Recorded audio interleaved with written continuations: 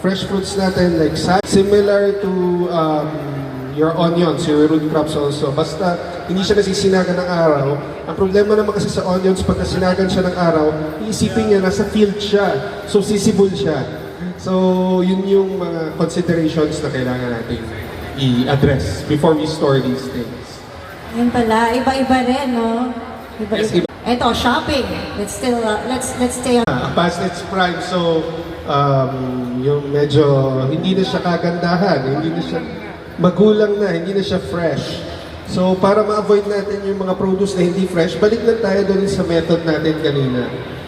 See, look, feel, touch, and then smell. So yun yung primary weapons natin to avoid yung mga magugulang na produce talaga, our senses. And then of course, it would help if you consume products that are in season.